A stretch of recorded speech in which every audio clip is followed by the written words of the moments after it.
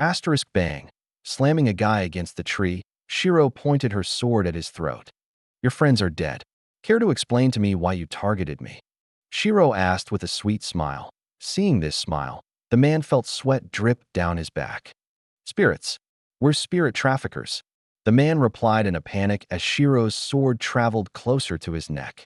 Oh, spirit traffickers, huh? Shiro raised her eyebrow. Despite her sweet expression, she was rather displeased inside. She understood that there were some sick people who would use monsters and spirits as a means of sexual relief since she had seen it before. However, she hadn't seen it in a while, so she figured that things might have changed, but people will stay the same regardless. While she couldn't stop everyone from purchasing spirits, she can at least take care of the ones that buy the most. Who are your main buyers? Shiro asked with a glare. Noticing that the girl had dropped her smile, the man understood that she was completely furious. Oh, he. Speak properly, Shiro demanded, slamming him against the tree one more time. Kuh. Okay. I speak. We got 3 main buyers. All 3 are people with high status. Adriel Tarn, Baymet Neha, and Ellen Jahiri. Adriel and Baymet are the biggest buyers of female spirits, and Ellen buys the most male spirits.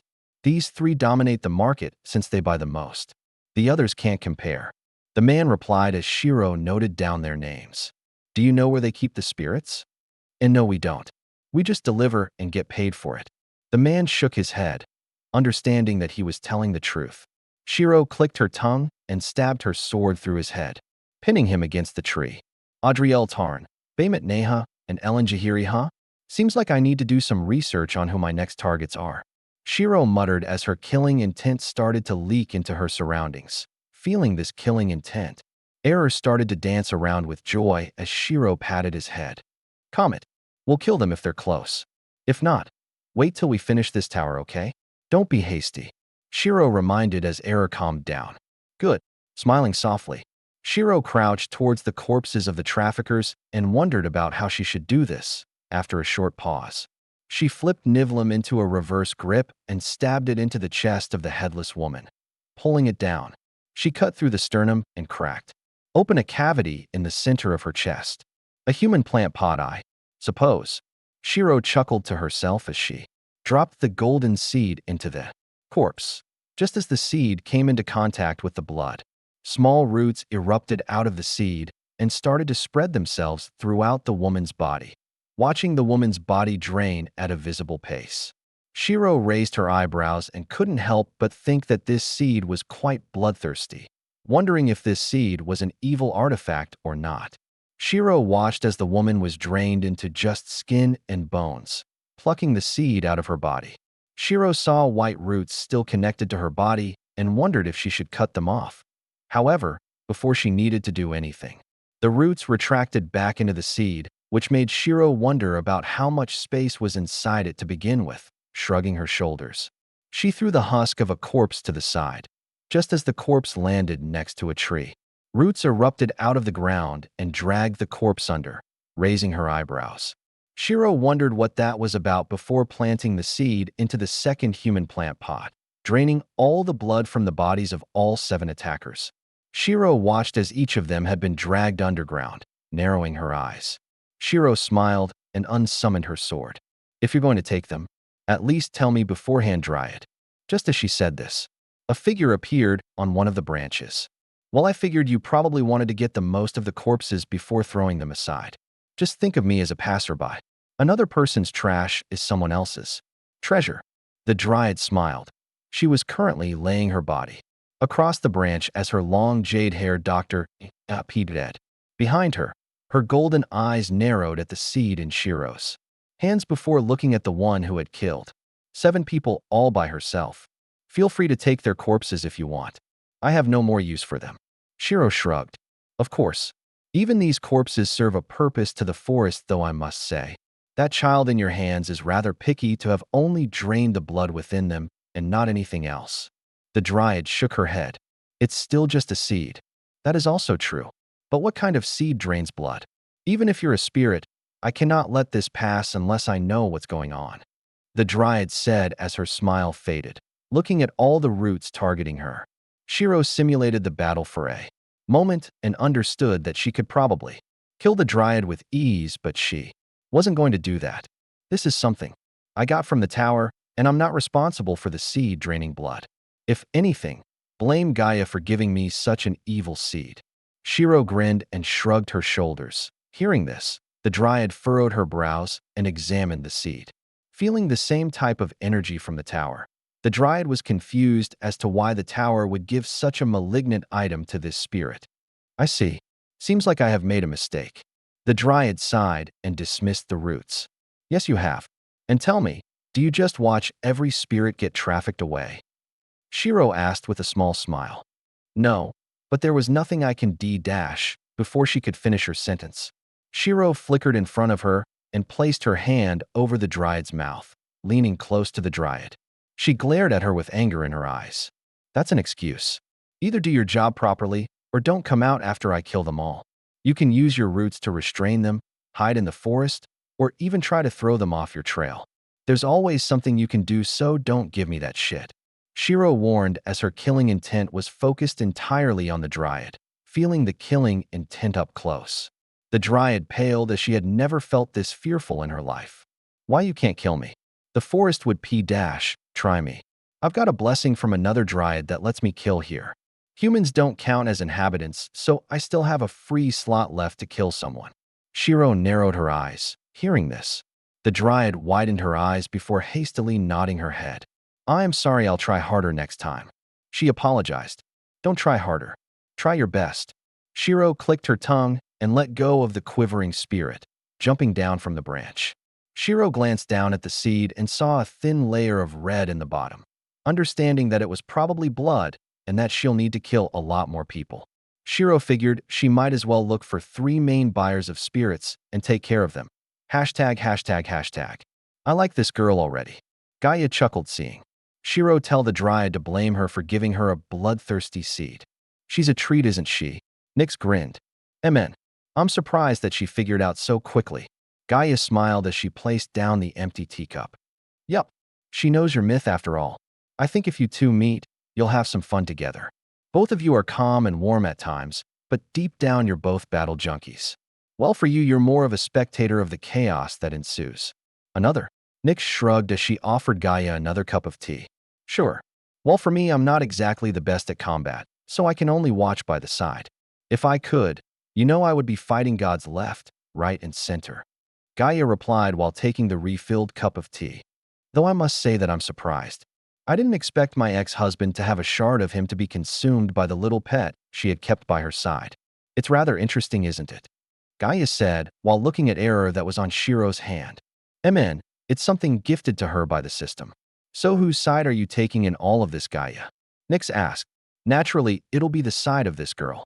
Chaos seems to follow her wherever she goes, so it'll be fun to watch what happens. Gaia laughed. Hearing this, Nyx didn't say anything and only smiled at the response. Returning to the city, Beryl was annoyed that Shiro had returned not too long later. But when Shiro explained the situation with the seed along with the fact that there were 3 main buyers for spirit trafficking, Beryl agreed to help her out, telling Shiro to wait by the side for a while. She returned with a crystal butterfly. Is that Quella's familiar? Shiro asked. No, it belongs to a different sister of mine. I suppose you can say that her familiars are better than the ones that Quella can make, but Quella should reach her standards soon. Beryl shook her head. It's rare for you to contact me, and to top it all off, seems like you have a guest. Mind introducing me to this cutie? The feminine voice rang out from the butterfly. This is Shiro. She's already completed Aurena's trial and is currently doing the skip for Gaia. The second step that she needs to do is give the seed blood, I suppose. So we figured that we might as well kill the ones that have been buying the spirits since she's a spirit herself. You should know Adrielle Tarn, Baymet Neha, and Ellen Jahiri know. Beryl said as the voice stayed silent for a moment. Oh, you meant those 3? Well, we've been keeping our eye on them for a while, so we were planning to move out for them. But if the cutie here wants them, I can give them up. The voice chuckled. What's the price? Beryl asked. Oh, you know me so well. I want a batch of your best medicine that you don't sell to the rest of the world. The voice laughed. Che, you always want the most expensive stuff. Beryl pouted. Oh, come on. Can't you pamper your cute little sis some more? You give the others this medicine, but not me. No, because unlike you, the others don't use this medicine for torture. Beryl furrowed her brows. Heis. Don't tell the cutie I do torture now. The voice sighed. Whatever. I'll send you the medicine if you give us all your information on these 3 people. Sure. So Adriel Tarn and Baymet Neha are 2 nobles from the section of the underworld. They both have rather large factions, and their LUSD is rather revolting. They love spirits above all as they're blessed with beauty from the moment they're born. They're both people with 3 divinities, and they're combat-based. The key divinities that you need to watch out for is the divinity of Ares owned by Adriel and the divinity of Zeus by Baymet. Their other divinities are negligible since their third dominates their skill set. As for Ellen Jahiri, she's a bit more annoying. She's from the section of night, and she's rather close to the center. When I say annoying, I mean annoying. She's disgusting, I tell you. She's managed to obtain the divinity of Aphrodite, and she's charmed quite a few monsters. Not sure if she's bed them yet, but I don't want to find out. She's constantly got monsters around her, and like the others, her favorites are spirits since they're very handsome. Her charm also extends to females, so you should be careful when facing her. The voice said as Shiro listened carefully. What about their precise locations? Shiro asked. So long as she knew exactly where they were, she could deal with them nice and quickly. While she doesn't know if they could provide enough blood, she can just kill a bunch of monsters for their blood instead. Plus, there was always Hellmouth Valley that she could visit for blood. With her divinity and true spirit nature, she'd be able to escape if things get out of hand. I'll get one of my familiars to send you a map if you keep a shard of this one on you. That way I can track where you are. And send the familiar to you. Sure. Shiro nodded her head. I'll go to the section of night first since it's closer, then I'll go to the section of the underworld. Good choice. The voice laughed. Before the crystal butterfly dimmed down slightly, breaking a small piece off, Beryl handed it to Shiro. If my sister offers anything, just know that she always wants a price for it, so ask carefully. Otherwise things could get annoying. Beryl warned. Got it. Shiro nodded her head and placed the crystal into her pocket. Take this. It should also help you out a little when you try to kill them. Beryl opened a drawer and handed her a pouch of sorts. What's this? Sleep powder. A potent one too. If they aren't prepared, they should fall asleep quickly. Even if they harm themselves, it'll only speed up the process, but the range is short and I don't have much of the powder. For it to work, you'll need to make sure they breathe this in. It lingers for a while, so if you force them to breathe, it'll work too. As a precaution, take these pills. It'll stop the medicine from affecting you. I'll give you 5 just in case. The other 2 can help you dispel poisons, sleep, and other effects. Beryl explained, while passing her 5 pills. Well, aren't you quite kind? Shiro smiled and grabbed the pills. Of course I am. Beryl huffed before pushing her out of her shop. Now go. Don't waste so much time. Hearing this, Shiro smiled and quickly patted Beryl's head before running away, pouting for a moment. Beryl sighed and closed her door again. Once she was out of the city, Shiro activated her divinity of Arenas and launched herself into the air, flying as quickly as she could towards the section of night. Shiro wondered if she'll meet Demos again, but remembering that he travels around the world, the chances were low. Arriving at the section of night wasn't hard as her flight speed had increased dramatically while flying through the section of night. Shiro had spotted the town that she woke up in along with the one that she had spent a few months acting as Demo's assistant. When she was roughly a third of the way into the section of night, she was greeted by 2 crystal butterflies. Cutie, your flight speed is quite impressive. MN, where's the map? Shiro asked, cold and straight to the point, huh? Fine, here it is. Just as she said this, one of the butterflies shook its body for a moment as a piece of parchment was revealed. Taking the parchment, Shiro could see an overview of the world along with the locations of the 3 targets. Plus, there were notes on the side telling her their location and number of guards. Thanks. You should take your crystal back now. I won't need it anymore. Shiro said, taking out the crystal that Beryl had given her so that this woman could track her. No need. Keep that on you so I can give you a hand whenever you want. I'd rather not. I don't like having someone always keeping a note of where I am. If you don't take it, I'll probably throw it away or break it. Shiro narrowed her eyes. Fine, fine. Give it to the butterfly on the left then. The voice sighed, giving the crystal to the butterfly on the left. Shiro checked her map before flying towards the center of the section of night. Her first target, Ellen Jahiri, lives in the city of Neos. The city of Neos is constantly veiled by darkness due to the influence of Nyx's tower, hence why lanterns and house lights fill the city due to their environment. Their light development is much better compared to the other cities, and hiding in the shadows will be quite easy since the lights provide harsh shadows. However, while hiding in the shadows is easier, there are plenty of guards patrolling around the area to keep public order. Thankfully, Ellen lives rather far out of the city since she has a horde of monsters acting as her guards. Some of the monsters she has have very strong senses, so sneaking into her place is going to be hard. Shiro furrowed her brows, thinking about it for a moment. She decided to scout out the situation first. If Ellen has quite a few flying-type monsters, this would be easy thanks to her divinity. Flying past the city, she found Ellen's mansion with ease, and to her joy, flying monsters were quite abundant. Curling her lips into a grin, Shiro hovered over the mansion. Hovering above the mansion, Shiro controlled the wind so that her scent didn't spread to the monsters below her. Currently, there were quite a few flying-type monsters patrolling the air, with more perched on the roof.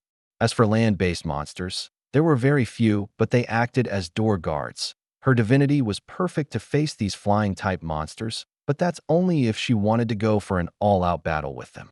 Right now, all she wanted was to kill the woman and save the spirits so that she wouldn't be distracted later. Since Ellen had the divinity of Aphrodite, it'll be annoying if she was suddenly charmed in the middle of the fight. Thinking about it for a moment, Shiro had an idea. Beryl said that the sleep power was very effective, so she didn't need to make them smell a lot of the powder for it to work. If she could figure out how much was just enough to put them to sleep, then there was the chance that she could remove the monsters out of the fight for now and kill Ellen before they wake up. Flexing her fingers, she had the wind remove a tiny pit of the powder and sent it towards one of the monsters roaming around the ground. Narrowing her eyes, she watched as the monster slowly turned sluggish before collapsing on the ground. Oh my, that's rather effective. Shiro raised her eyebrow when she realized that only a small portion of the powder could knock out a monster. Thinking about it for a moment, Shiro realized that not everyone could control the wind so that the powder enters their nostrils, so it made sense that Beryl would make extra. Now that she had a figure in mind, Shiro smiled and snapped her fingers, spreading the powder amongst the monsters. Shiro watched as they collapsed onto the ground and fell asleep. For those that were flying in the air, they managed to land properly before sleeping. Shiro was worried that the divinity of Aphrodite would make them lose their reasoning, but she was worried for nothing.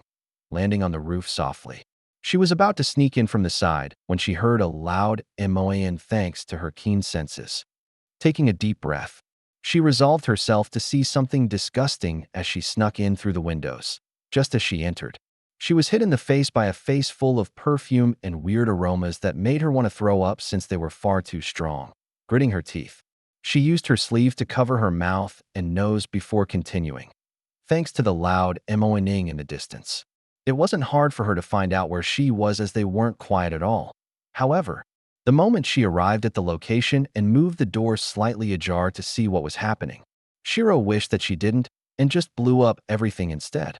Right now, she could see Nantion making love to another man as Shiro felt like she wanted to gouge her eyes out. Oh my poor eyes. What the F***CK? Shiro thought to herself, since she wasn't exactly keen on remembering the scene of Nantion betting another guy. The worst part was that she understood this was the divinity of Aphrodite doing its job. She was just unfortunate to see this scene. Just as she was about to take a deep breath to calm herself, she remembered where she was and figured that she probably shouldn't do that, otherwise she'd be hit with the stench of lovemaking and dissonant. Shaking her head, she quietly snuck around the room. Guessing that this was behind the bed, she summoned Nivlim and calmed her mind. Opening her eyes with cold, killing intent, Shiro twisted her body and swung her blade out while activating her true spirit nature. Green fire exploded around her as ice coated the floor, replacing the outfit on her with her black dress. Shiro could hear confusion on the other side as she quickly caught her blade. Now that the chain was around Ellen's neck, Shiro burst down the wall and strangled Ellen, who was in the form of Nantion. Since she was in her true spirit nature, ice started to spread through Ellen's body as her confusion continued. Since one moment, she was having S**X, and the next, she was being strangled and frozen at the same time. Twisting her wrist, Shiro activated the spell she had in mind as illusionary skeleton hands reached out from the bed and grabbed hold of Ellen. ARGG. Screaming from the pain, her, or rather Nantion's face twisted in pain, which only served to piss Shiro off since he wouldn't have screamed from this tiny amount of pain. Raising her leg, she slammed it down against her head, and a blue energy was being ripped out from Ellen's body, giving it a hard tug. Shiro stabbed Nivellum into Ellen's chest. *Pushi. The blood sprayed out of the chest. The green energy from the blade severed the blue energy from her body. Glancing at the energy in her hands, Shiro could see the obese body of an ugly woman writhing around in pain. Clicking her tongue, Shiro didn't hesitate to tighten the chains and shatter the soul apart. Once the soul was shattered, she turned off her true spirit nature. 87 out of 100, since she had taken Ellen by surprise. She was able to kill her swiftly thanks to her true spirit nature being one that allowed her to rip out their soul so long as they can't escape from her chains in time. Of course, this was harder to achieve on people that were much stronger than her, but Ellen was mostly charming people thanks to her divinity. Instead of fighting them, looking at the naked body of the original Ellen who lay dead on the bed with a sword in her chest, Shiro didn't waste any more time and threw the seed into the cavity. Seeing this, the male spirit widened his eyes and threw up on the corner. "Stop puking and tell me where the other spirits are. I'm sending you to the spirit world." Shiro clicked her tongue and threw a cover over him. Hearing no response, Shiro pulled him up and gave him a light slap on the face. "Can you hear me?" she asked in annoyance. Seeing the spirit nod his head hastily, Shiro sighed. "Show me to where the other spirits are. I'm sending you all to the spirit world. You can escape on your own once you enter, right?" Shiro asked as he nodded his head once more. "Good. Show me the way." Following behind the spirit while the seed drained the corpse, Shiro killed any guards that were inside the mansion who tried to attack her the moment they saw her exit with the male spirit. Naturally, she was furious right now, so their death wasn't exactly swift. She made sure they felt quite a bit of pain before killing them. Seeing the face of Nantion twist in pain seemed to have struck a nerve in her since he wasn't weak like that. The real Nantion would have shrugged off the pain and counterattacked. Thinking back to this, Shiro clicked her tongue while grabbing a soldier by the neck and crushed it with the help of her wind, shredding up his head. She threw the body to the side and controlled the wind to pile them all up into the center, arriving at a bas of sorts.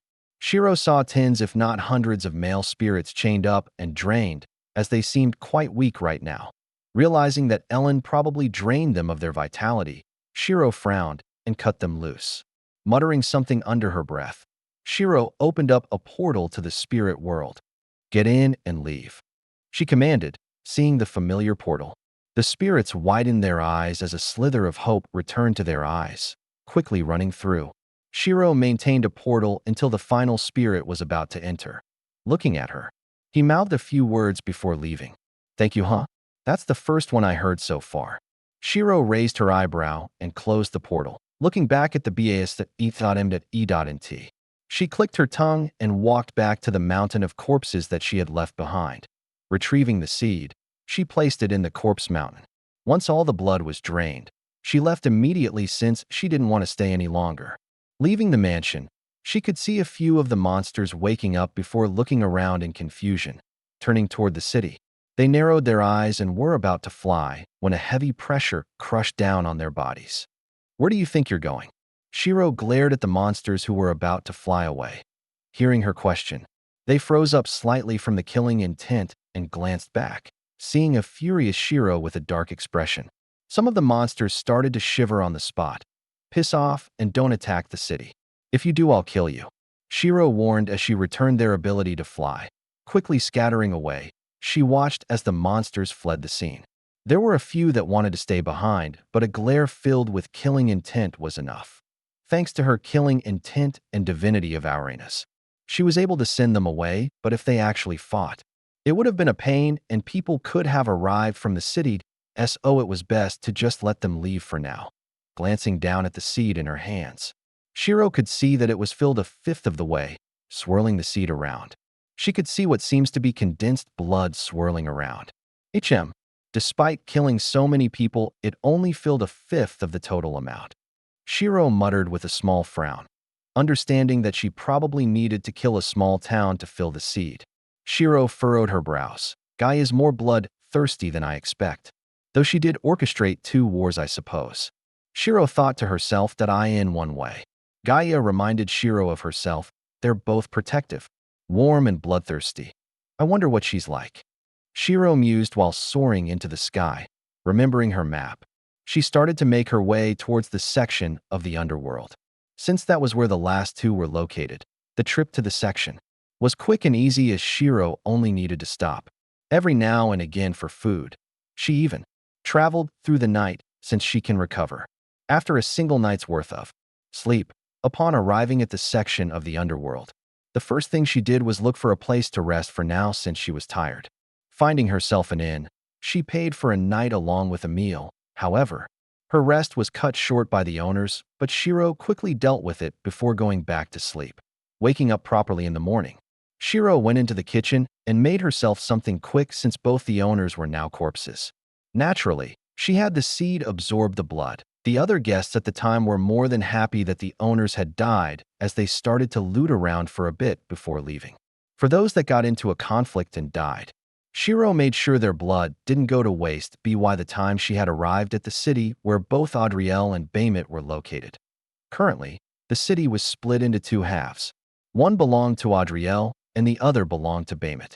Both were currently in a feud since their interests conflict with one another.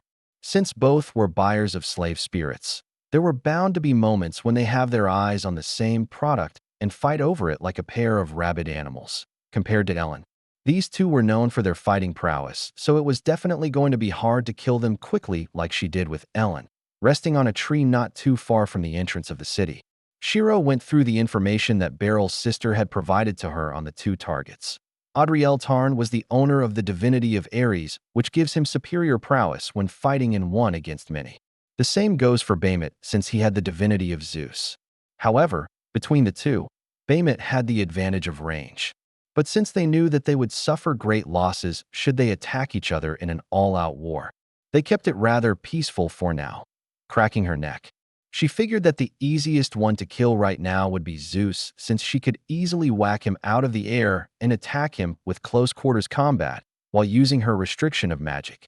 That way, his lightning didn't work on her. The only problem would be Adriel, since the longer he fights for, the stronger he becomes. She needed to finish him off quickly.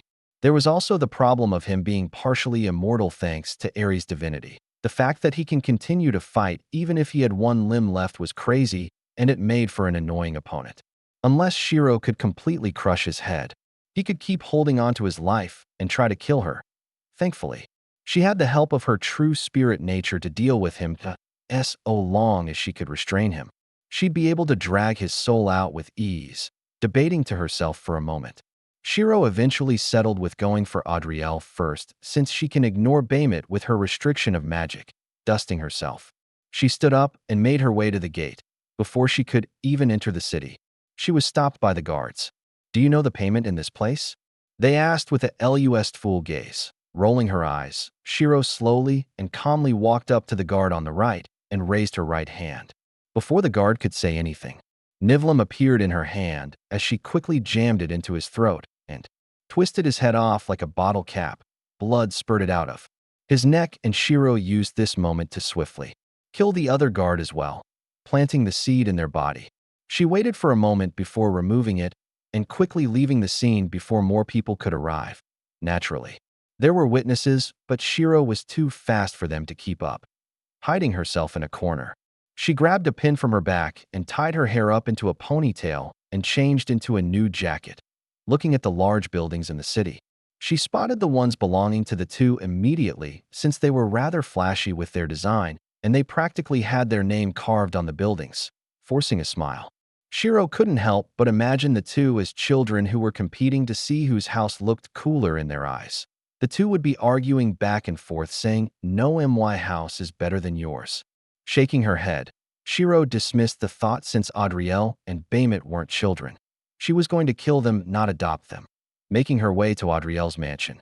Shiro hid around the corner and clasped her hands together, pulling her hands apart. A snow-white ball of condensed air could be seen in her hands as she threw it towards Adriel's mansion and smiled. Snapping her fingers, she took cover. Asterisk bang. Exploding into a giant whirlwind. The tornado rampaged without care as people were sucked up and thrown out. However, for those that wanted to fly, a crushing pressure rained down from above, and their wings were forcefully dispelled, widening their eyes with shock. They were subjugated to the mercy of the wind, giggling to herself. Shiro waited for Adriel to appear, with what she knew so far. Finding him shouldn't be hard, as he is most likely a peak, anaesthetic in the crowd of people seen, as though his building was rather obvious. Funnily enough, she wasn't disappointed as a pompous-looking idiot with bright red hair appeared in the air with a furious expression, grinning slightly. Shiro remembered that she didn't need a direct confrontation, but no. There was a much better choice. Snapping her fingers, she had the tornado expand to the rest of the city as her divinity stopped those that wanted to fly away. Closing her eyes, Shiro activated her true spirit nature as a black dress wrapped around her body and a crown appeared above her head, tapping the air in front of her. A pulse of green energy exploded out as the edges of the city lit up with a green and blue flame. Suddenly, butterflies started to appear from the flames. Collect some souls for me, Shiro muttered with a smile and snapped her finger as if being injected with stimuli. The butterflies screeched out with a harsh pitch and dashed towards the helpless people, killing intent. Hearing the screams of countless faction members, Shiro's smile widened ever so slightly before she quickly calmed herself, since she was essentially causing a massacre in a city. Naturally, she made sure that butterflies only targeted those that had belonged to either of the factions, thanks to their obvious attire. After all, she didn't want to kill the spirit captives, even when she had the tornado run rampage in Ariel's mansion. The tornado itself didn't kill, but rather swept up all the people she could see, and there wasn't a single sign of a spirit, so Shiro figured that they were most likely locked up. Looking over at both Adriel and Baymet, Shiro could see that they were holding out a little better compared to their subordinates. Baymet was constantly fighting off the butterflies with lightning, while Adriel punched them to smithereens with his fists. Oi, lightning bastard. Let's have a truce until we kill whoever started this, Adriel shouted over as Baymet nodded his head in agreement. Let's see. I'll deal with Adriel first, Shiro thought, while wind swirled around her and hid her body from their sight. With so much wind blowing everywhere, it was simple for Shiro to hide. Once she was roughly 20 meters from Adriel, she dashed into action. Currently, her time left in this form was 1 minute and 14 seconds, so she needed to act fast, dispersing the wind around her. She revealed her body and swung Nivlim towards Adriel, widening his eyes at the sudden appearance of her sword. Adriel gritted his teeth and raised his leg up. Asterisk bang. Kicking the sword to the side, he was unfortunately bit by a few of the butterflies. What are you doing? He shouted out in annoyance while trying to take off the butterflies. Nothing much. Don't harm my dear butterflies though, they're so cute. Shiro chuckled softly before breathing out a wave of cold air which condensed into an orb in her hand. Throwing it into the air, Shiro snapped her fingers to shatter the orb. Asterisk crack. Just as the orb shattered apart, cold mist descended into the tornado. As its color started to shift ever so slightly and the surrounding temperatures dropped instantly, those that only had one divinity were frozen over instantly, while those that had two were slowly frozen over. Only those with 3 divinities stood a chance as they continued to fight off the butterflies with a single move. Shiro had turned the entire town into a frozen ruin with statues of people being perched upon by the Soul Reaper butterflies. Seeing this, Adriel dashed towards Shiro as he knew she was the cause of all this. If they killed her, this should end. Assist me, he shouted out towards Baymet, who nodded his head and raised his hand above his head. Dark clouds started to gather as Shiro only grinned, snapping her fingers. 2 magic circles appeared around her as one shattered apart and the other wrapped around her. Restriction of magic. Just as her restriction wrapped around her, a strike of lightning descended down like a furious dragon. Asterisk bang. Shattering the concrete around her, the lightning failed to do anything to the target itself. What the hell are you doing? Adriel roared out while lunging at Shiro with his fist, looking down at his hands. Baemut was just as confused as well since his lightning had a direct strike on Shiro, while Baemut was confused. Adriel was trying his best to land a hit on Shiro, but she kept dodging at the last moment with a simple backstep. Seeing her smug smile, he couldn't help but feel angrier by the second. Gritting his teeth, he slammed his foot down. Asterisk crack. The force of his stomp caused a spider web of cracks to spread out as he slammed both his hands together and smashed down on the center, raising her eyebrows. Shiro hopped into the air and hovered for a moment. Just as she did this, rock spikes shot out of the ground and barely missed her. TCH. Clicking his tongue, Ariel was annoyed that she could still fly while they were grounded, but before he could say anything, he felt danger all around him. Suddenly, green flames erupted out of the cracks in the ground as Shiro's smile curved up into a grin. Frozen slumber.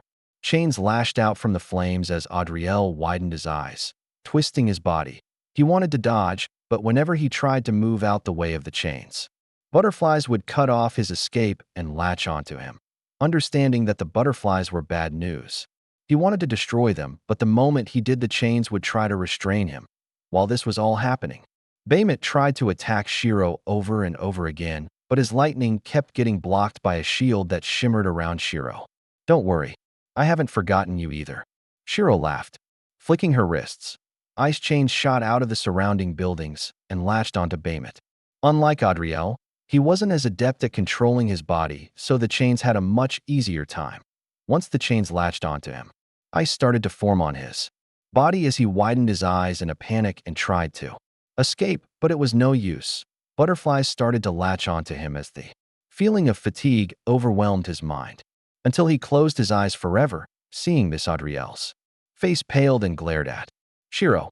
What kind of divinity is this? He shouted out as the chains managed to latch onto his ankles. Thinking about it for a moment, Shiro smiled. It's the primordial divinity of Uranus. That's the reason for the wind and your lack of flight. As for the ice and the butterflies, it's my own, considering I'm the empress of the spirits. I heard that you had quite a fun time with my dears, now haven't you? Shiro narrowed her eyes as Adriel paled in shock before he could utter another word. His body was frozen over and butterflies latched onto him, snapping her fingers. She had the butterflies present the souls to her. Looking around her, she could see hundreds of illusionary figures being dragged over with hollowed eyes. Raising her hand, Shiro started to absorb the souls as she could deal with them however she wanted. If she allowed them to reincarnate, they could. If she wanted to kill them for good, she could. It wasn't an exaggeration to call her a death god at this point. Closing her eyes, she understood that the darker the color of their soul, the worse they'd done. Quite a few of them were quite dark, but most of them were in the middle area, which is to be expected since they were in a place where crime is normal, dismissing and allowing them to reincarnate. Shiro sent the ones with dark souls to the underworld. Just as she did this, the sigil on her hand that represented Hades shimmered for a bit as the souls were absorbed into the sigil instead. Raising her eyebrow, Shiro shrugged before turning to the remaining souls she had absorbed. These were the souls belonging to Adriel, Baemut, and a few others, and their color was that of a muddy gray. Understanding that they must have caused quite a bit of harm, Shiro didn't hesitate to clutch her fist and shatter them to pieces. Just before they were completely shattered, Shiro caught a glimpse of their faces twisted in pain, which brought her a bit of joy at their suffering.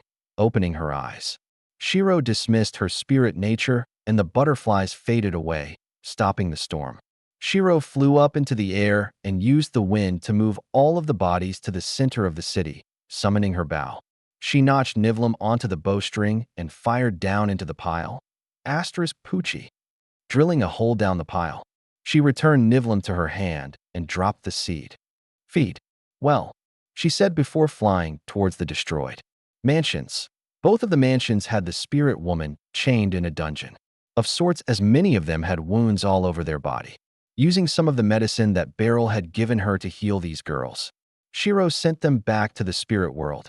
After what the two nobles had done to them, there was a high chance that they'll be traumatized from this experience, but there was nothing that Shiro could do about it. Shaking her head, she collected the seed, which has now been completely filled with blood thanks to the giant corpse mountain. Raising the seed into the air, Shiro narrowed her eyes and wondered if it was going to turn into a flower anytime soon.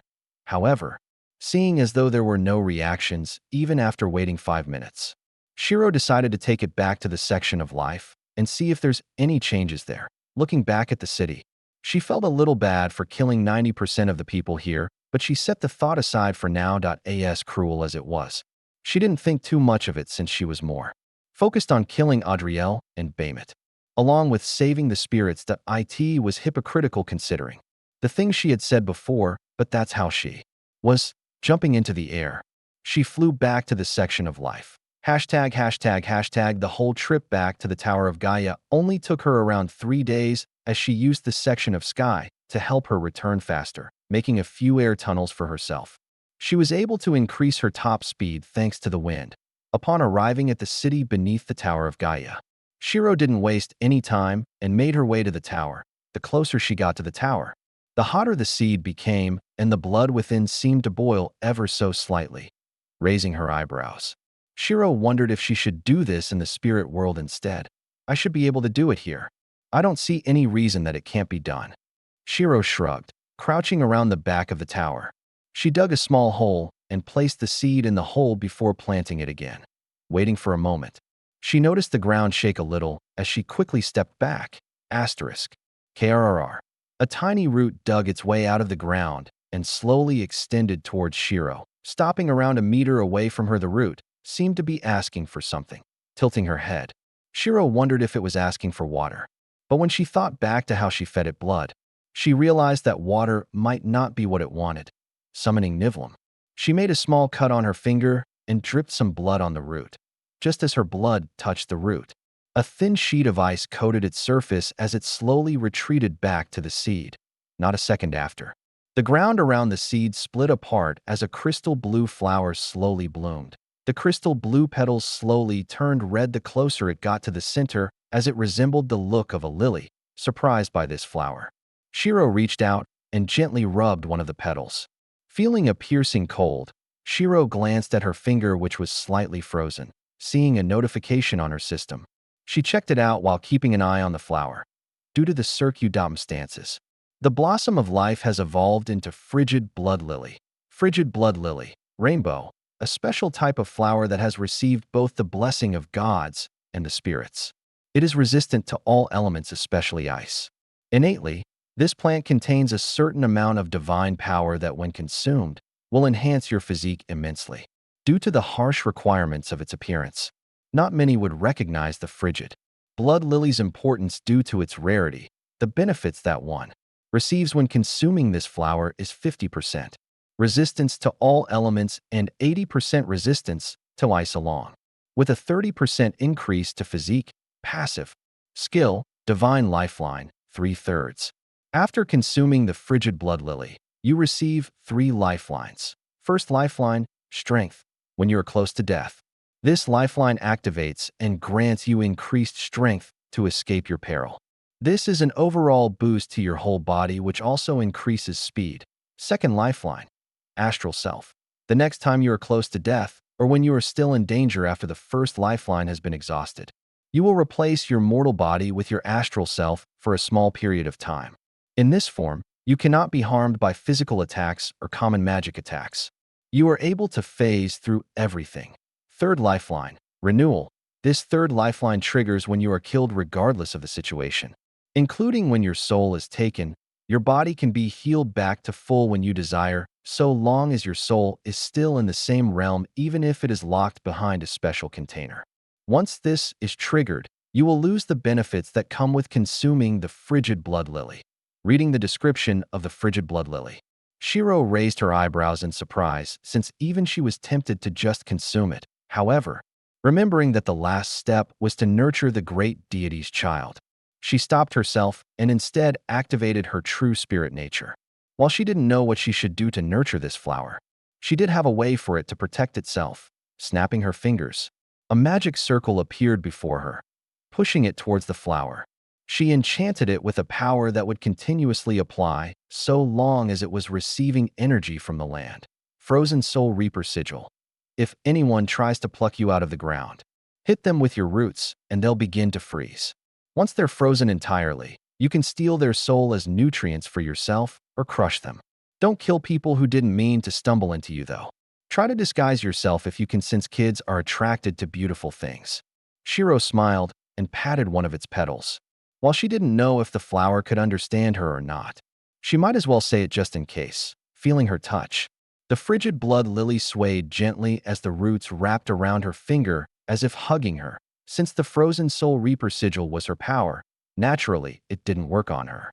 Plus, it was the lily's choice on whether or not it wanted to try to take her soul. Feeling its touch, Shiro chuckled and deactivated her spirit nature, seeing the enchantment remain even after she returned to normal. Shiro smiled. Seems like you understand me. In that case, then try not to make yourself stand out until you can protect yourself, okay? I heard that after plants cultivate for a while, they can become humans too. I'm not sure if that's a fairy tale or not, but if you do obtain a human body, you should be able to protect yourself a bit better, Shiro said as the flower swayed a little from her words, removing the roots from her finger. The frigid blood lily broke off a piece of its petal and handed it over to Shiro. Frozen blood petal, rainbow, a petal from the mythic flower. It can act as a protective charm and stop an attack that will harm your life. It can also be used as a material for medicine and armor. Seeing this, Shiro chuckled and patted the flower once more. Thank you. Shiro smiled. Bouncing around for a bit, the flower dived back into the ground and disappeared, just as the flower faded away. A golden sigil appeared on the tower surface and floated towards her, wrapping around her wrist. Shiro saw a new notification. Key to Gaia's tower. You have completed the 3 steps. You may directly enter the final floor and challenge the guardian of her divinity. Understanding that the last step was supposed to see if she could resist against her temptation of the flower, Shiro shrugged before standing up straight, checking her medical supplies. Food along with the remaining time on her true spirit nature, 1 minute and 20 seconds. Shiro reached out with her hand and touched the surface of the tower. Just as she did this, a golden gate appeared in front of her as she entered without hesitation. Closing her eyes to avoid the blinding light, she opened them back up to find herself deep underground. Looking up, it looked as thought she was beneath a giant tree, since the tree roots could be seen draping down from the ceiling with large ones embedded into the walls of this place. So the tower teleports you to the top, and you make your way down, huh? It's different to Arena's tower, but I suppose that makes sense. Shiro thought to herself as the ground started to shake.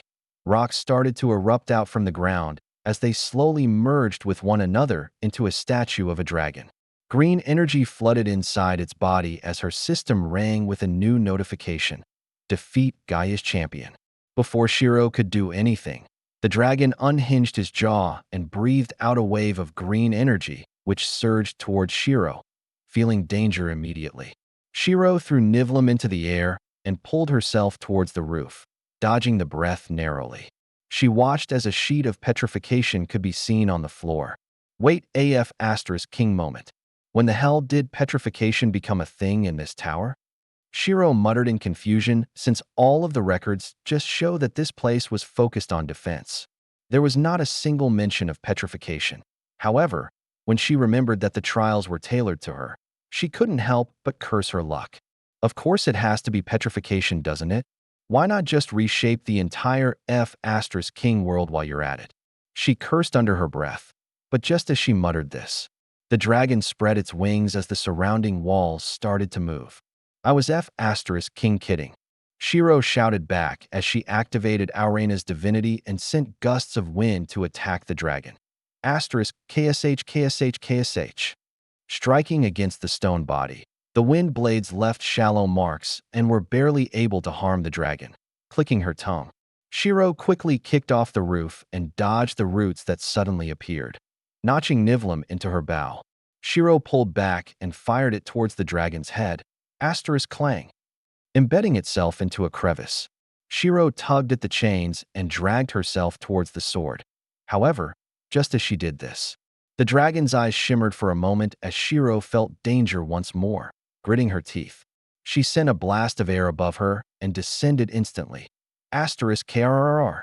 Dodging the flash of light that petrified everything in sight, Shiro clicked her tongue. Does everything need to be petrified for you? Shiro retorted in annoyance. However, seeing the green energy shimmer, Shiro quickly raised her hands and forced a smile. I kid. Shiro chuckled before flicking her wrist and slashing at the dragon some more, applying more stacks, quickly dodging back before the dragon could land more hits on her. She narrowed her eyes and flung her sword around his neck, swinging herself to his back. She notched a few arrows and fired at point-blank range, which only caused some shallow wounds. Seems like I can only really damage it with my sword. Shiro thought to herself, since her sword allowed her to ignore a certain amount of armor. However, the same couldn't be said for her bow. Activating her flight, she jumped off the dragon's back and re-summoned Nivlim, dodging its attacks to the best of her abilities. Shiro continued to apply stacks as she soon reached the optimal amount, consuming it all. A purple aura erupted out of her. Error Han, you know the drill, Shiro said as red circuits wrapped around her sword with eagerness, making some distance between her and the dragon. Shiro activated her true spirit nature, with her black dress fluttering behind her. Shiro raised her bow and pulled back as hard as she could with the sword notched on the strings. Suddenly, a green flame coated the surface of her blade while her bow had ice spikes slowly growing out of the body. With all of her powers fused into one attack, she fired the sword. Bang. KRRR. Sending out a shockwave, the sword flew towards the dragon as a trail of ice could be seen on the ground. Crack. Slamming into its chest, the dragon was pushed back by a few steps as the sword dug deep into its body. However, it failed to reach the core as Error tried to attack it. Seeing this, the dragon narrowed his eyes before rearing his head back. Yura. Crying out in anger, a pulse of green energy exploded out as Shiro widened her eyes and quickly slammed her hand down, erecting a wall of ice in front of her. She summoned her sword back to her side and saw Error, who was partially petrified along with the sword while the ice wall was unaffected. Seems like the closer you are, the more it affects you, Shiro thought with a frown, looking down at her sword. She was a little annoyed that it was now partially petrified, but she didn't get a notification saying that it was broken, so she figured that she could probably still use it, snapping her fingers. Green flames erupted out from the underground chamber as chains shot towards the dragon. Unlike Adriel, the dragon wasn't as nimble, so the chains had an easy time latching onto him. KRRR. Seeing the ice coat its body, the dragon glared at the chains as it thrashed its body around in anger. Yura. Clang clang clang. However, despite its efforts, the chains refused to snap. Even when there were some cracks, Shiro was able to quickly fix them up with more ice.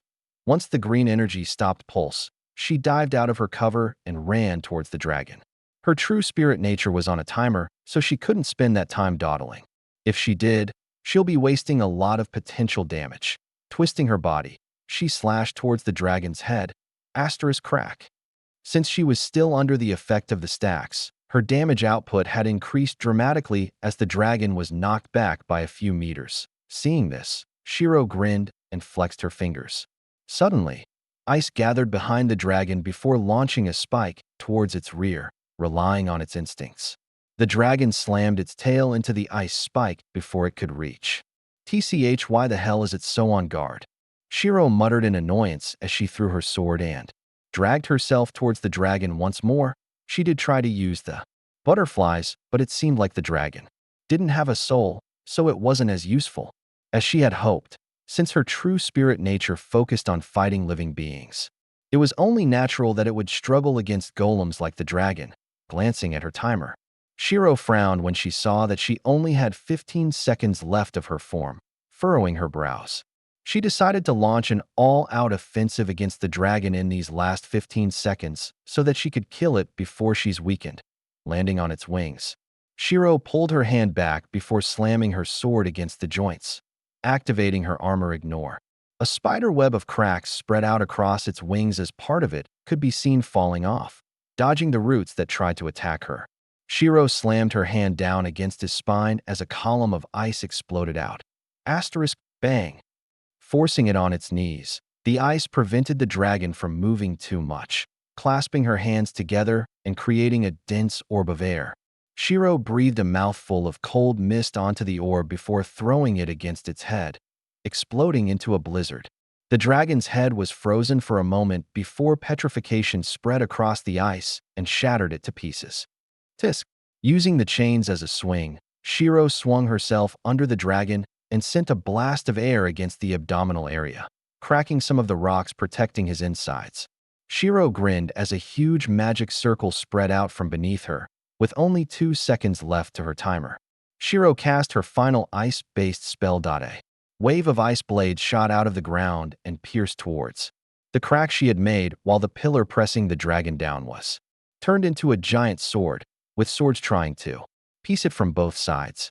The dragon could only struggle as some of its armor was shredded apart. Naturally, Shiro wasn't going to watch her magic do all the work. Summoning her sword, she started to carve away at the dragon's stomach. Just as the energy started to pulse, Shiro used air to push herself out of harm's way, throwing her sword around the dragon's head. She pulled herself up so that she came face to face. If one could see Shiro right now, they would see pure concentration in her eyes, which seemed like it could read anyone like an open book. All of the dragon's moves had been seen through by her, and it hadn't been able to land a single hit yet.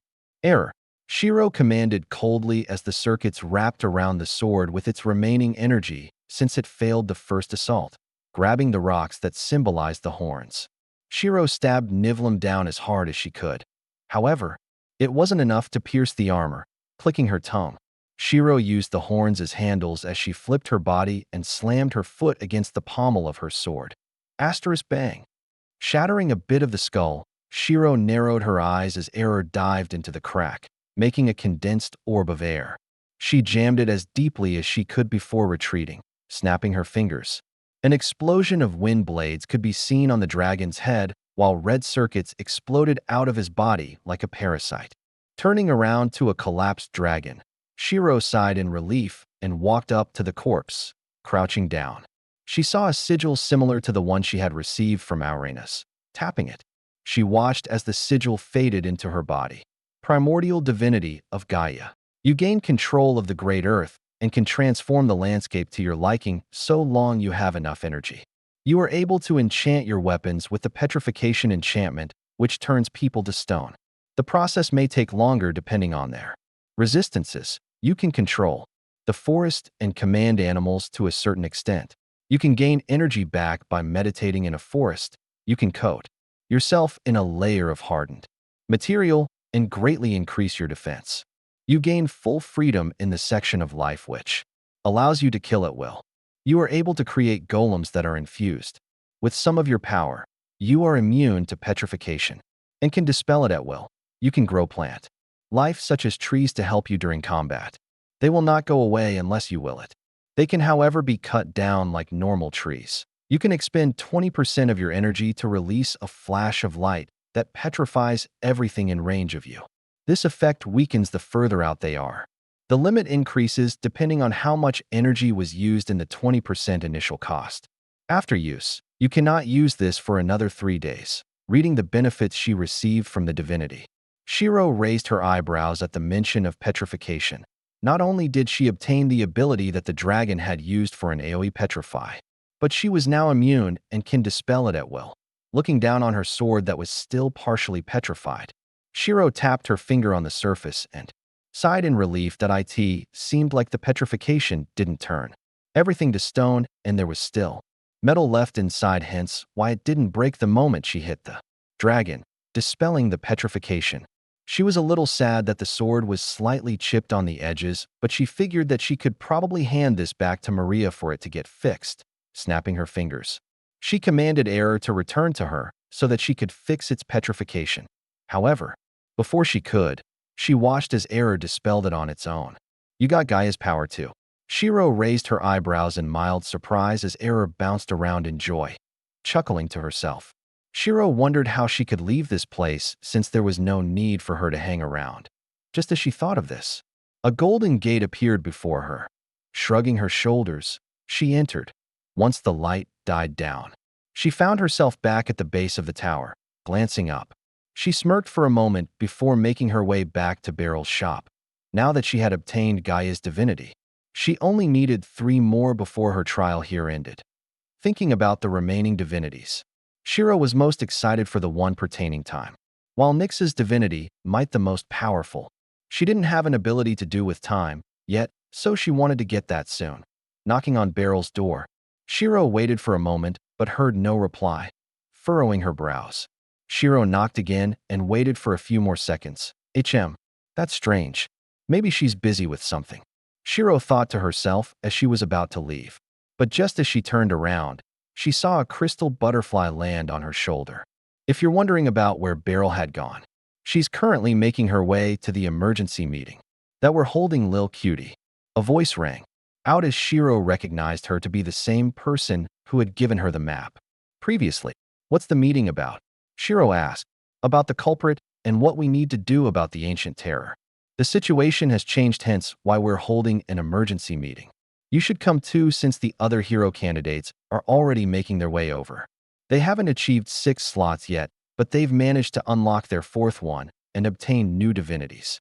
One of them barely managed to obtain Tartarus divinity, so we have 2 primordial divinities on our side for now.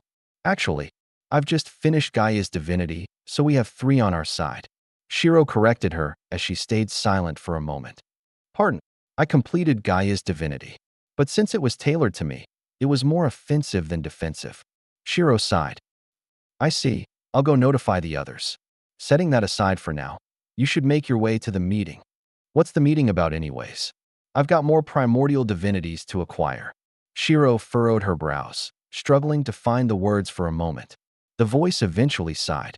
It's important, so can I ask that you set the other divinities to the side for now? You already have 2, so it should be okay to delay things just by a bit. Furrowing her brows, Shiro shrugged her shoulders and nodded her head. Fine. Tell me where it is. I'll make my way there now. Shiro sighed. Great. Just follow the butterfly. No. Just tell me, since I can fly much faster than your butterfly. Shiro shook her head.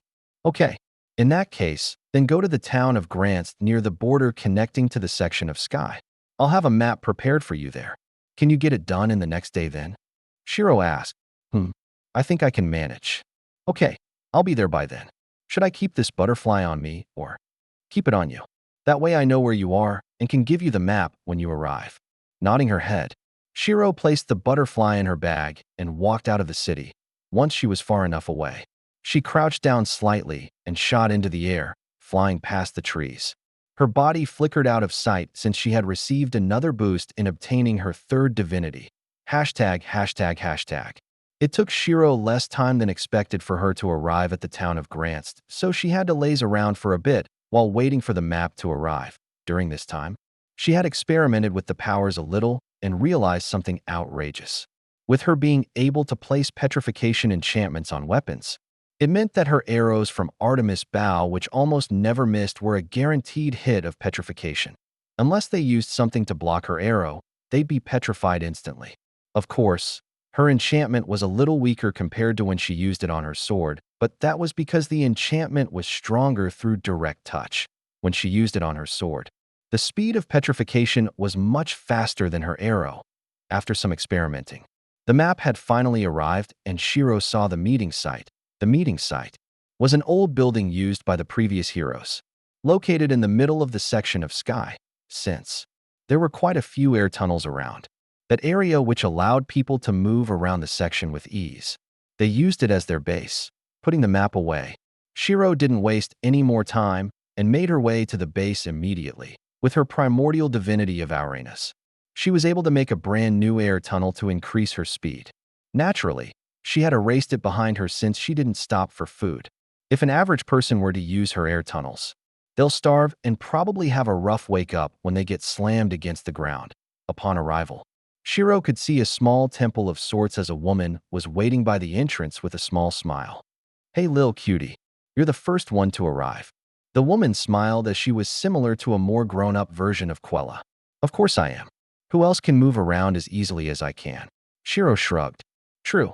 I'm still surprised by your speed though. Regardless, 20 sisters have already arrived, including Quella and Trisha, whom you've met before, so come in. She smiled. Speaking of Quella and Trisha, I never asked you for your name. Shiro asked. Since Lil Cutie is curious, I'll tell you. I'm Andre, the 13th sister. Andre smiled while gesturing for Shiro to enter the building.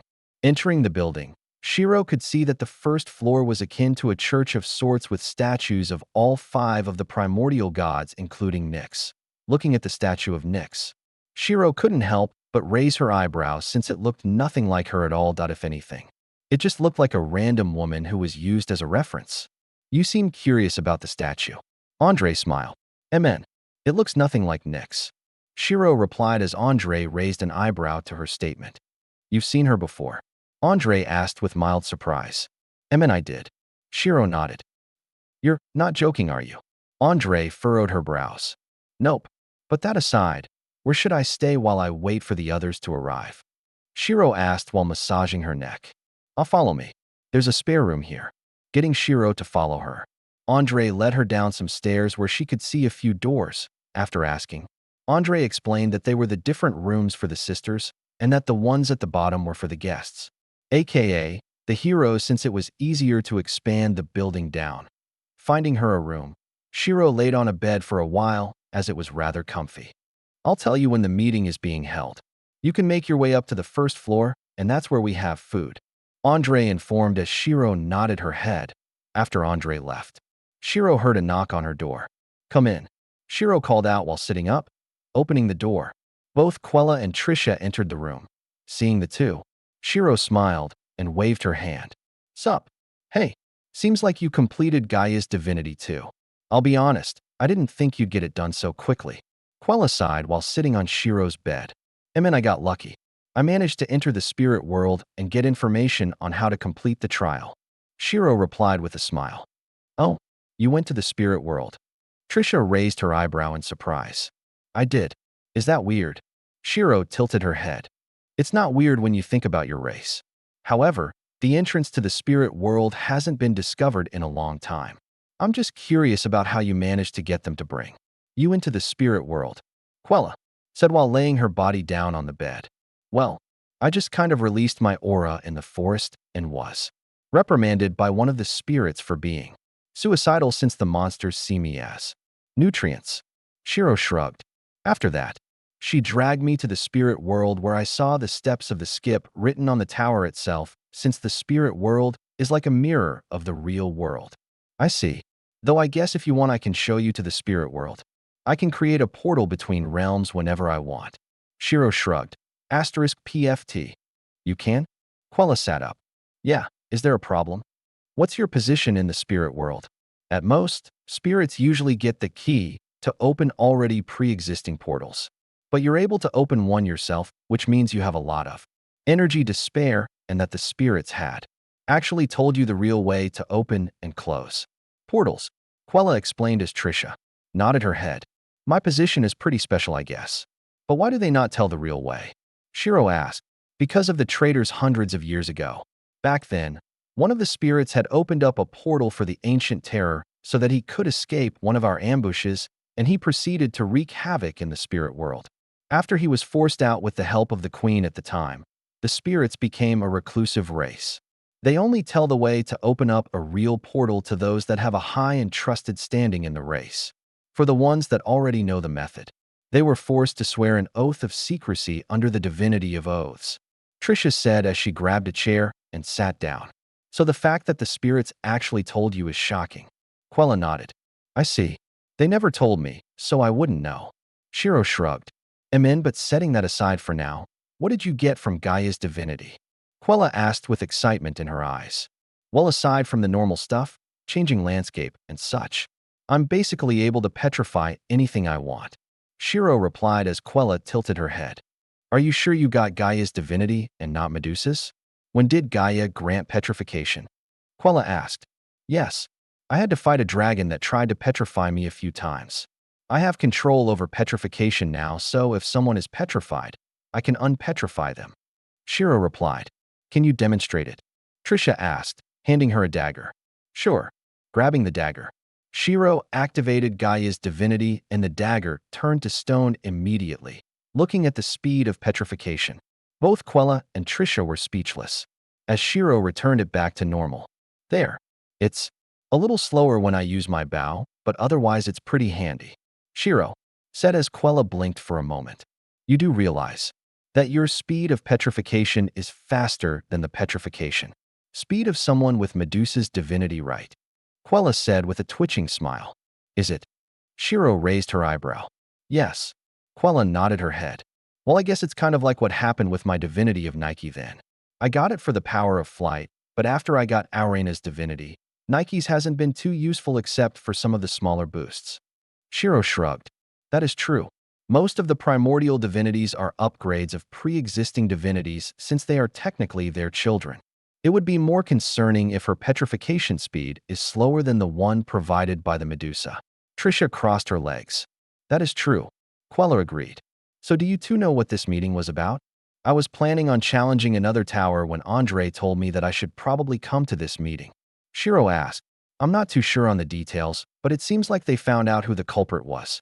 That, and I guess they want the heroes to meet each other soon so that you can get to know each other and work as a team. Trisha theorized. I see. You got any information on the heroes then? Shiro asked. I do. There are 5 so far, and they each aimed for a different tower. You appeared out of nowhere, and one of the heroes seemed to be a little uncomfortable with the idea that you had completed his tower before he could. I'm guessing that another would be in the same situation once he realizes that you've completed the Tower of Gaia. Trisha chuckled. Starting from the top. Timmo wants to aim for the Tower of Nyx, and so far his divinities are all heavy combat-based, so that he can accomplish the skip and challenge the final boss. Next is Eris, who wants to get Kronos' divinity. She has been trying her best, but there's not much you can do other than hope when it comes to a god that can control time. The third is Yin, who has completed Tartarus' test and obtained his divinity. We're not sure on what powers he has obtained yet, but I think we'll find out in the meeting. The fourth is Nair, who is the one that was aiming for Aurena's divinity. There might be some sparks of conflict between you two, so try not to kill him if you can. The last one is Hepharis, who wanted to get Gaia's divinity. Once again, try not to kill him if you can. Trisha explained as Shiro noted their names down. What about their appearance? Shiro asked. You find that out once they arrive since I don't know much about it either. Trisha shrugged. Nodding her head, Shiro talked to the two for a little longer about the benefits of Gaia's divinity. She also told them about the combination between Artemis' bow and the petrification enchantment. The only reaction they had was to sigh. After 2 days of waiting, the final person for the meeting had arrived, and Astrid, the second sister, had called everyone to the meeting hall. Sitting in one of the main chairs, Shiro had a smile on her face since she was currently the holder of 2 primordial divinities right now. As she had 2, the probability of obtaining a third was higher than ever, so the sisters were giving her the respect she deserved. Quella, Trisha, and Beryl were sitting next to her, and Astrid, the second sister, was just a few seats to her right. Opposite her were the heroes that had been mentioned before, and 2 of them were currently looking at her with a frown. Seeing this, Shiro only replied by chuckling and giving them a smug grin. Overall, 4 of the heroes seemed rather hostile, but Shiro ignored them. The only one who seemed to be at ease was Yin, who smiled and gave her a polite nod. He was a rather lively-looking youth with long black hair that was tied into a ponytail. He wore a simple outfit that didn't stand out too much compared to the things that the other heroes wore. Naturally, Shiro returned the nod with one of her own. Those who show her respect will get respect back. Now that we have all gathered, I would like to begin the meeting. We'll be discussing the problem in regard to the ancient terror and the culprit who has been planting corruption saplings all over the world. Astrid said as everyone paid close attention. For the sisters, their number also dictated their level of power, so Astrid was currently the strongest sister at the meeting as number 1 was absent. Therefore, no one wanted to annoy her except Shiro, but she wasn't bored enough to do that. Currently, the ancient terror has been making his way around the entire world, planting seeds of corruption within people. Those that have the seed planted in them will begin to feel negative effects 1 or 2 days after the implant. The negative effects that they have experienced, from what we can tell so far, is just pure bloodl.u.st along with exploding into a miniature pool of corruption once they're dealt with. In addition to this, it seems like the ancient terror has managed to regain 2 of his pieces, which means that there are only 8 left before he is whole once again. Once that happens, it'll be hard for us to deal with him unless everyone here obtains their primordial divinity. Since we have 3 divinities so far, Gaia, Aurena's, and Tartarus, Killing the ancient terror in this current state should be possible, Astrid said while glancing towards Shiro and Yen. If you don't mind me asking, you still haven't said anything about the culprit who had also been spreading saplings around, Tenma asked as he was the one who wanted to aim for the Tower of Nyx. Similar to Yen, he also had dark hair, but it was cut short. He wore a set of leather clothing underneath his black-plated armor, which only covered parts of his torso, shoulder, and forearms. Nodding her head, Astrid furrowed her brows, but sighed. The culprit who has been doing this is actually Big Sis. While I don't know Syrian's motivations or goals, I now know that she has been planting the seeds around the world, and when I tried to contact her, I heard nothing from her. Astrid sighed as the sisters paused in shock. It can't be Big Sis, Seer. Surely there's a mistake. The 45th sister frowned as she was the youngest of the family. To her, Syrian had always been a kind older sister to her, so it seemed impossible for Syrian to suddenly work together with the ancient terror. I also don't believe it to be older sis Syrian too. It just doesn't seem right. Wasn't she the one who helped the most in the previous times when the ancient terror woke up? The 20th sister spoke up as she had a frown on her face. I know I can't believe it either, but what else can I say when I found traces of corruption the last time I saw her? I got into a small fight and managed to injure her to some extent, but she escaped. Astrid sighed, placing a block of ice in the center. Everyone could see a small piece of the forearm frozen in ice, and a black and purple liquid could be seen swimming around in the flesh. Seeing this, some of the younger siblings looked away with a pained expression, while the older ones knew that this was evidence against Syrian. Let's not jump to conclusions just yet. For all we know, it could be an imposter doing this. Illusion magic isn't uncommon, the 10th sister suggested. And I agree. For now, let's keep trying to track her whereabouts while dealing with the ancient terror. The 5th sister agreed, as everyone seemed to have come to a consensus. As for the heroes, Tenma, Nair, and Eris seemed a little unsettled to find out that the strongest sister was the one who had been working with the ancient terror, so they would exchange subtle glances towards one another. Naturally, this didn't escape Shiro's notice as she only raised her eyebrow. Hopefully they don't do anything stupid. Shiro mused to herself. Setting aside the case of Big Sis Syrian, let's talk about the pieces of the ancient terror. As you know, he has obtained 2 so far, which means that there are 8 more to go. Thankfully, the first 5 pieces won't give him too much of a boost. It's only the last 5 that really matter, so we'll be giving each of the heroes a piece. Since you only need 5 people, you don't mind if I go grab another divinity now, do you? The longer I dally around for, the less chance there is for me to get it, Shiro called out as Astrid looked towards her and paused for a moment. I believe you should have time for 1 more divinity. Maybe more depending on the situation. Astrid nodded her head. Good to know. Shiro smirked. On the topic of divinities, can you tell Hephaestus the skip to the Tower of Gaia? If you do, we should have another divinity in our hands soon. The 9th sister smiled as Beryl frowned. Where's the please? Shiro worked hard to find out how to skip it. You have no right to demand she explain the skip, Beryl said as she hadn't told them about Shiro finding the skip just yet. However, seeing her younger sister's attitude, she was a little annoyed. In that case then please. Would that do? The 9th sister rolled her eyes. Before Beryl could even say anything, Shiro placed her hand on her shoulder and smiled. I would tell you about the skip, but the trial isn't as meaningful without you going through it yourself. Shiro chuckled. We're in an emergency situation. I don't think meaningful is as important anymore. The 9th sister shook her head. For this one it is. Since the trial is tailored to you. If he doesn't prove that he has the proper mindset to do the skip, then he should complete it like everyone else had in the past.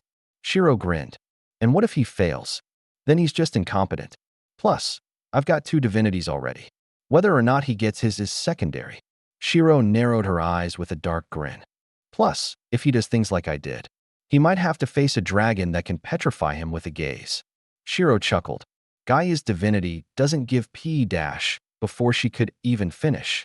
Shiro tapped her finger on the table as a layer of petrification instantly spread across the table. Those that weren't fast enough had a small part of their arm petrified onto the table, which stopped them from moving.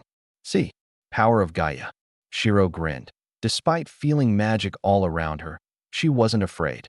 Tapping her finger once more, the petrification was released. See, I doubt you'll want to face a dragon that can do the same now. Shiro snickered, staying silent. One could tell that the ninth sister was annoyed, but she didn't say anything. Stop acting up, Shiro. Are you trying to fight everyone here? Beryl frowned.